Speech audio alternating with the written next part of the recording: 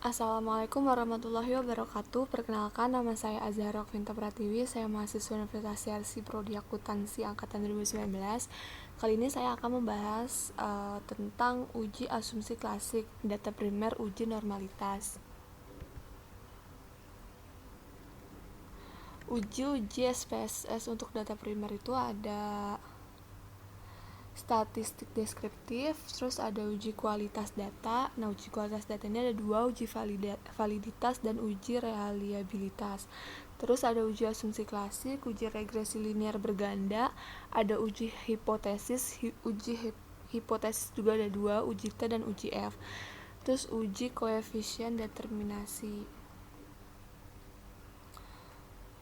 Uji asumsi klasik. Sini ada uji normalitas, uji multikolonialitas, sama uji heteroskedastisitas. Uji normalitas itu ada 3, ada grafik histogram, grafik normal probability plot atau grafik normal PP plot, dan uji one sample Kolmogorov-Smirnov atau uji one sample KS. Uji heteroskedastisitas ini bisa kita sebut uji hetero. Terus kalau uji multikolonialitas ini bisa kita sebut uji multikol. Uji normalitas. Menurut Ghazali 2018-11, uji normalitas bertujuan untuk menguji apakah dalam model regresi variabel pengganggu atau residual memiliki distribusi normal. Seperti diketahui bahwa uji T dan F mengasumsikan bahwa nilai residual mengikuti distribusi normal. Kalau asumsi ini dilanggar, maka uji statistik menjadi tidak valid untuk jumlah sampel kecil. Ada dua cara untuk mendeteksi apakah residual berdistribusi normal atau tidak, yaitu dengan cara analisis grafik dan uji statistik. Analisis grafik histogram. Salah satu cara termudah untuk melihat normalitas residual adalah dengan melihat grafik histogram yang membandingkan antara data observasi dengan distribusi yang mendekati distribusi normal. Catatan, namun demikian, hanya dengan melihat histogram hal ini dapat menyesatkan khususnya untuk jumlah sampel yang kecil. Metode yang lebih handal adalah dengan melihat normal probability plot yang membandingkan distribusi kumulatif dari distribusi normal. Distribusi normal akan membentuk satu garis lurus diagonal dan plotting data residual normal. Maka garis yang menggambarkan data sesungguhnya akan mengikuti garis diagonalnya. Grafik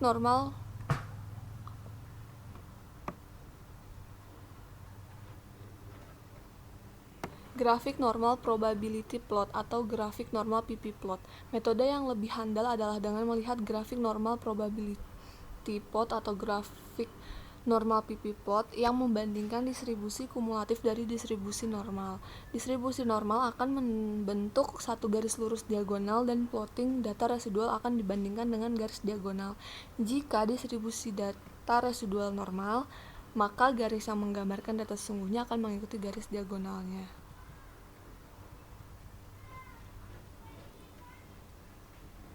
Analisis statistik.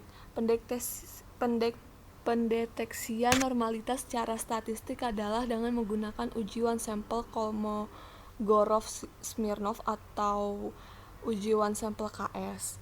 Uji one sample KS merupakan uji normalitas yang umum digunakan karena dinilai lebih sederhana dan tidak menimbulkan perbedaan persepsi. Uji one sample KS dilakukan dengan tingkat signifikan 0,05. Ini udah default dari SPSS juga.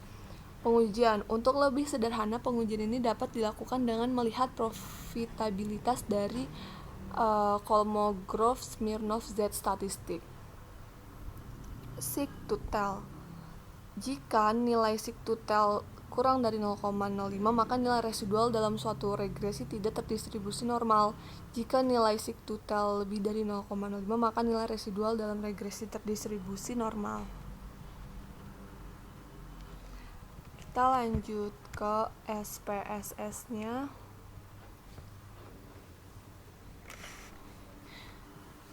Nah, ini kan udah ditotalin untuk variabel-variabelnya. Total B itu untuk variabel X1, ini total M belum saya hituin, untuk variabel X2 nanti, dan total untuk variabel Y. Di sini labelnya kita ganti dulu. Nah, sekarang kita mau mentotal jawaban dari semua responden yang X2 ya. Ini caranya, klik transform, compute variable. Ini kita hapus, kita ganti jadi total M. Tadi kan M itu variabel X2. Ini harus kepo semua ya teman-teman, dan nggak boleh ada spasi. Ini kita hapus saja dulu. Nah, untuk function groupnya kita klik all, terus function and special variablesnya kita cari, terus kita klik sum. Nah, ini kita ke atasin gitu. Terus ini yang tanda tanya ini tuh kita hapus. Nah, sekarang kita masukin data-datanya. Nih M01 kita klik, terus kita klik koma. M2 juga. Ini saya 11, 3, M4, M5. Nah, udah kayak gini, terus kita klik OK. Ini udah ke execute.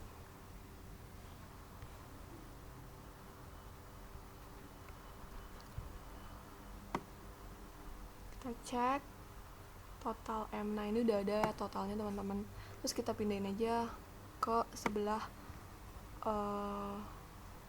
variabel M yang mana tuh. Nah, sini kan kita ke variabel view. Ini udah. Terus kita ganti labelnya jadi motivasi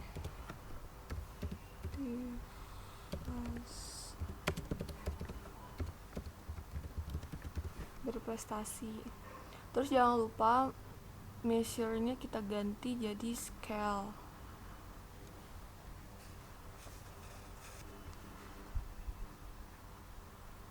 Nah, udah seperti ini. Sekarang kita mau menguji normalitasnya. Nah, untuk menguji normalitas itu caranya klik analyze, terus regression, terus kita klik linear.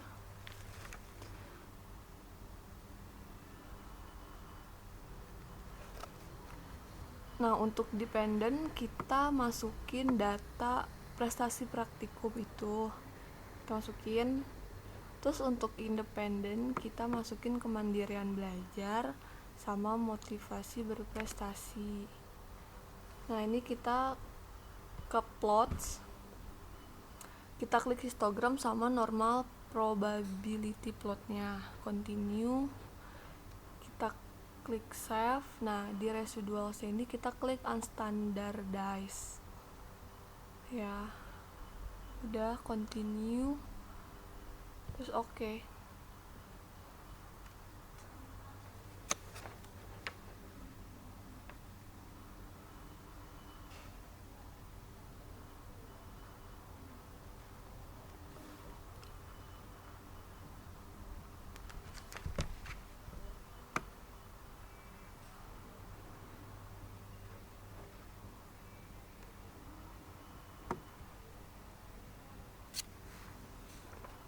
Nah, selanjutnya kita mau pengujian one sample KS. Itu caranya klik analyze, terus non parametric test, terus legacy dialogs, terus kita klik one sample KS. Nah, ini kita klik unstandardized, masukin. Udah, tes distributionnya normal. Kita klik OK. Sip. Nah, untuk histogramnya ini di sini terlihat diagram batangnya masuk ke dalam garis semua ya teman-teman, dan terlihat kasat mata itu normal.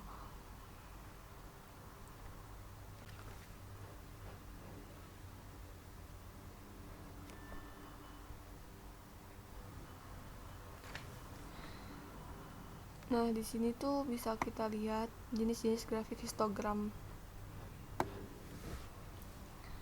Transformasi data yang tidak normal. Jadi di sini ada moderate positive skewness, dia lebih ke kiri ya. Terus ada substansial positive skewness, ini juga ke kiri, terus dia lebih runcing gitu, lebih lancip. Terus ada severe positive skewness, dia ke bawah gitu. Terus ada moderate negative skewness, dia ke kanan, condong ke kanan. Terus ada substansial negative skewness, dia ke kanan lancip, itu kebalikan dari ini. Severe negative skewness, dia ke bawah kanan, kebalikan dari ini. Terus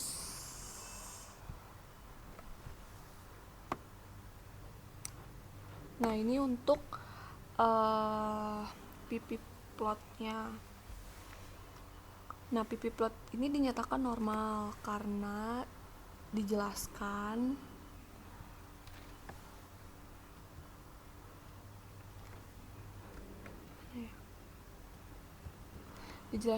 jika distribusi data residual normal, maka garis yang menggambarkan data sesungguhnya akan mengikuti garis diagonalnya. Nah, ini udah teratur ya teman-teman, dia mengikuti garis diagonalnya ya, walaupun gak sesempurna itu, tapi ini udah termasuk normal. Nah, jadi dua data ini tuh mungkin belum akurat. Nah, kalau mau tahu keakuratannya lagi tuh kita tadi menguji one sample KS ya teman-teman. Nah, sini ada ini one sample KS tes. Tadi seek to tell-nya 0,74.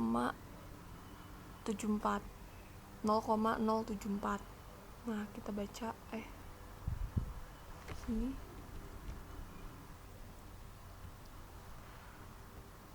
Jika nilai seek to tell lebih dari 0,05, maka nilai residual dalam regresi terdistribusi itu normal. Kan tadi 0,074, berarti dia lebih dari 0,05, maka data tersebut dinyatakan normal. Kayak gitu teman-teman. Data, nah bisa disimpulkan data ini dalam pengujian normalitas itu normal. Mungkin itu saja yang bisa saya jelaskan. Kurang lebihnya mohon maaf. Wassalamualaikum warahmatullahi wabarakatuh.